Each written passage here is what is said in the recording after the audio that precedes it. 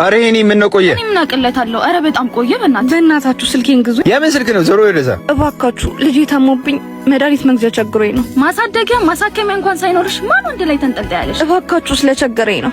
ሂጂ ያልኩሽ አይደል እንዴ? ወንዶች ስትባሉ ድሮም አውሬዎች ናችሁ። እሺ ምን አልሽ አንቺ? ወይኔ አንተ ይሳቅ ምን ሆናችሁ? ምን አርጋ ነው? ምን አደፋርናት? በእናታችሁ የሌባ ተቀባይ መሰልናት እንዴ? የተሰረቀ ሞባይል የምታመጣው የምን ሌባ ነው? ቆይ ምን አርጋችሁ ነው? ኢየሩስ ወይኔ ጉዴ!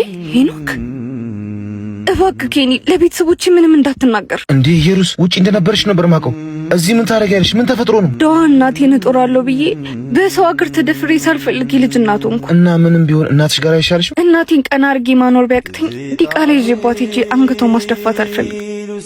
አይዞሽ፣ ለሁሉም ፈጣሪ አለ። በቻልኩት ሁሉ ከጎንሽ ነኝ። ሄኒ ልጄን አሞብኛል። ለልጄ እንድረስለት። ነይ እንሂድ።